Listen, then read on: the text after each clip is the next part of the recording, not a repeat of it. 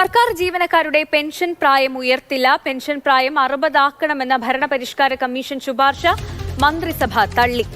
Jibin JB നൽകും വിവരങ്ങൾ. ജിബിൻ, ഈ പെൻഷൻ പ്രായം കൂട്ടണമെന്ന് പറഞ്ഞപ്പോഴൊക്കെയും ഏറ്റവും കൂടുതൽ പ്രതിഷേധമായിട്ട് മുന്നിൽ വന്നിട്ടുള്ളത് യുവജന സംഘടനകളാണ്.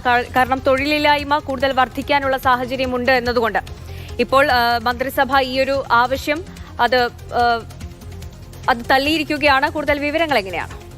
സന്ധ്യ, ഇന്ന് ചേർന്ന മന്ത്രിസഭാ യോഗത്തിലാണ് ഈ പെൻഷൻ പ്രായം 60 വയസ്സായി ഉയർത്തേണ്ടതില്ല എന്നുള്ള ഒരു തീരുമാനത്തിലേക്ക് എത്തിയിരിക്കുന്നത്.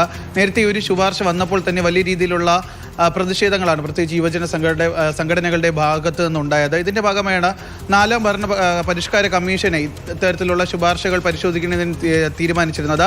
ഈ സമിതിയുടെ ശുപാർശകൾ പരിശോധിക്കുന്നതിന് വേണ്ടിയിട്ടാണ് ചീഫ് സെക്രട്ടറി അധ്യക്ഷയായിട്ടുള്ള ഒരു സമിതിയെ നിയോഗിച്ചത്.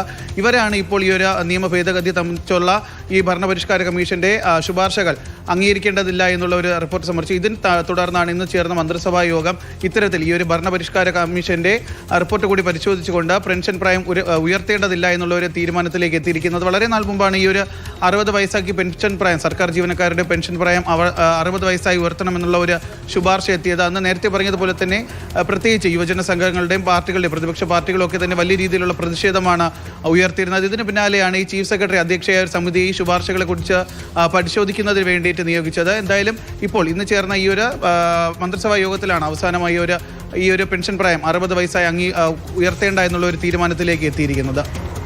ശരി ജിബിൻ, സർക്കാർ ജീവനക്കാരുടെ പെൻഷൻ പ്രായം 60 ആക്കണമെന്ന ഭരണപരിഷ്കാര കമ്മീഷൻ ശുപാർശ മന്ത്രിസഭ തള്ളിയിരിക്കുകയാണ്.